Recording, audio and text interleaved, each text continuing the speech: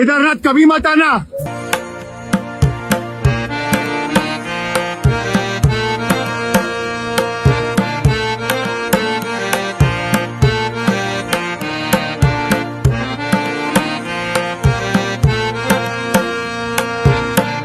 नजदीक के शिव मंदिर में कोई नहीं जाता, लेकिन सबको केदारनाथ तक, इतने दूर तक शिव के दर्शन करने के लिए अवश्य ही जाना है। इधर आके कोई मतलब नहीं है। बच्चा ना 11 घंटा मेरा सिक्योरिटी गार्ड कर रहा था, ठीक है, लकड़ी से मार रहे यहाँ पे। भगवान सही जगह पे है, मैनेजमेंट बकवास है, आना मत यहाँ पे कभी।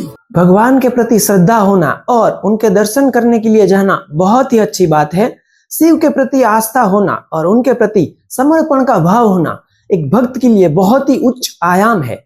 लेकिन आजकल भक्ति से ज्यादा लोग रील बनाने के लिए और दूसरों को दिखाने के लिए केदारनाथ की धाम पर जाते हैं कि देखिए हम भी दर्शन करने के लिए जा रहे हैं, हम भी बहुत बड़े भक्त हैं।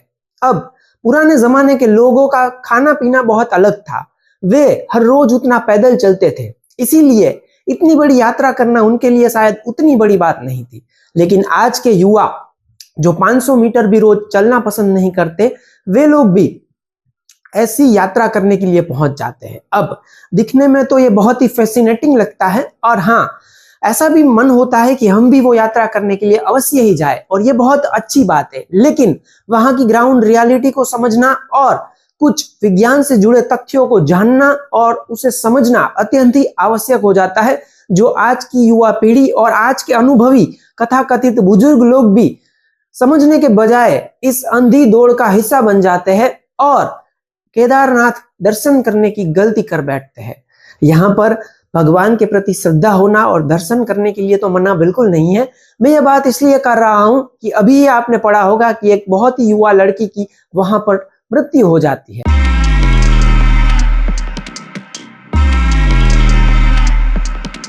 तो भाई आप देख सकते हो कितने ज्यादा बुरे हाल हो चुके हैं यहाँ पे। 15-15 घंटे से खड़े और फिर भी पुलिस वाले भाई लठ मार रहे हैं यहाँ पे लोगों को, बेचारे लोगों को जो दर्शन करने आए हैं हजारों किलोमीटर दूर से। सुबह सुबह भाई चिल्ला चिल्ला के हमारा भी जो है गला सूख गया है। मंदिर तो भाई बहुत खूबसूरत है। अक्सर ऐसी यात्राएं स्वयं तक पहुंचने के लिए और स्वयं को ढूंढने के लिए की जाती थी। और अगर आप पुराने जमाने की गुफाओं या फिर तपश्चर्या के बारे में पढ़ाई करें तो आप अवश्य ही जानेंगे कि ज्यादातर ऐसी यात्राएं या ऐसी गुफाओं में आम लोग का आना बिल्कुल अलाउड नहीं था। बहुत ही कम और रेयर लोग जो आध्यात्मिक यात्रा में पहुंचना चाहते हो, जो बुद्धत्व को हासिल करना चाहते हो, इस यात्रा के लिए लोग वहां तक पहुंचते थे। और इससे फायदा ये था कि पहले जो लोगों ने मेहनत की हो वो माहौल आपको मिलता था और यहाँ पर भीड़ तो बिल्कुल भी नहीं होती थी। इसीलिए ऐसी यात्रा का एक बहुत ही ज्यादा महत्व था, जो महत्व आज नहीं रहा है। ऐसा नहीं है कि ऐसी यात्रा करने में कुछ नहीं रहा है, बात सिर्फ इतनी सी हो गई है कि वहां इतनी ज्यादा भीड़ हो गई है कि अब वो यात्रा का मायने जो था, जो उसका महत्व था, जो उसकी वैल्यू थी, वो वैल्यू उस यात्रा ने खो दी है।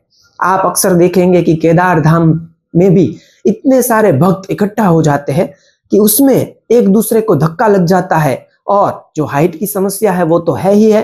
और जो यात्रा पहले बहुत ही खुद को ढूंढने तक थी, स्वयं से निकलकर स्वयं तक पहुंचने के लिए की जाती थी, अब वो स्वयं तक सीमित बिल्कुल नहीं रही है। इतने ज्यादा मात्रा में भक्तों की भीड़ के बीच में आप स्वयं को ढूंढना तो दूर, कुछ भी एक नॉर्मल, जब आप गार्डन में या नॉर्मल कहीं समंदर के किनारे कहीं जाए, वहां पर जो आपको शांति का जो भाव होता है, शांति का एहसास होता है, जो अनुभूति होती है, उतनी अनुभूति भी आज इतनी बड़ी यात्रा में भी नहीं हो पाती है। ऐसा नहीं है कि उस धाम का कोई महत्व है वो कम हो गया है, लेकिन लोग ही इतने ज्यादा है। इन ज्यादा भीड़ की वजह से इस यात्रा के जो मायने थे वो मायने अब बिल्कुल नहीं रहे। इससे ज्यादा तो बेहतर होगा कि आप अपने घर के आसपास के किसी शिव मंदिर में जाए, जहां पर कुछ चंद और बहुत ही उच्च किस्म के लोग ही सच में पूरे मन से, पूरे श्रद्धा भाव के साथ दर्शन करने के लिए आए हो। वहां आपको ज्यादा वो अनुभूति का एहसास होगा बजाय केदार धाम जाने के, क्योंकि इतनी ज्यादा भीड़ हो वहां पर वही सिचुएशन हो जाती है जो हम आसपास के घर में या वहां फील होते हैं। लोग उस यात्रा में जाते ही इसलिए थे कि उन्हें एकांत का अनुभव मिले और वो उच्च आयाम तक पहुंचने की कोशिश करें, उस यात्रा पे आगे बढ़े। लेकिन आज ऐसा बिल्कुल नहीं हो रहा है। यह आप वीडियो में बिल्कुल देख पाएंगे कि केदार धाम में आज कितनी ज्यादा भीड़ हो चुकी है। केदारनाथ कभी मत आना।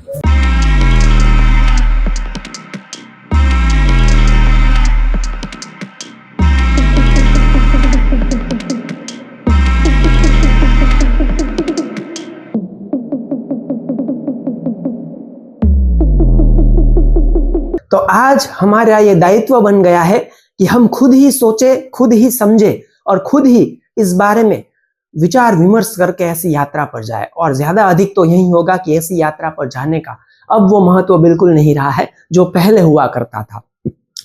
इससे आपकी जान का भी खतरा हो सकता है, आपको हेल्थ इश्यूज भी हो सकते हैं। तो आप जो शिव का जो महत्व था, शिव ही सत्य है ऐसा हम कहते हैं। और हमारे जो शंकर भगवान है, हमारे जो शिव है, वो इतने भोले हैं कि वो अपने भक्त को कुछ भी देने के लिए तैयार होते हैं। लेकिन बजाय इसका कोई फायदा पहुंचने के या बजाय आप स्वयं तक पहुंचने की यात्रा के पे आगे बढ़े, इसके बजाय होगा ये कि आपको ना जाने कितने हेल्थ इश्यूज होंगे, कितनी सारी दिक्कतें का आपको सामना करना पड़ेगा। और यहाँ पर यह भी सोच विचार करना चाहिए कि पहले के जमाने में जो खाना होता था, उतना हेल्दी खाना आज हम कभी नहीं खा सकते हैं। आज आप अच्छे से अच्छे रेस्टोरेंट में भी चले जाए, तब भी आपको वो क्वालिटी का खाना नहीं मिल सकता जो पहले के जमाने में हुआ करता था। तो इससे भी बहुत ज्यादा फर्क पड़ता है। और ये सारी चीजों को समझते हुए हमें खुद ही समझना चाहिए कि अब शिव की ये यात्रा हमारे लिए शायद उतना बेनिफिशियल नहीं है, या फिर स्वयं की वो यात्रा हमें अपने नजदीक के किसी शिव मंदिर में जाकर अगर हम करें तो ज्यादा बेहतर होगा। ये मेरी एक राय थी। हो सकता है आप मुझसे कुछ अलग तरह की सोच रखते हो, तो आपका भी सोच का कमेंट सेक्शन में अवश्य ही स्वागत है।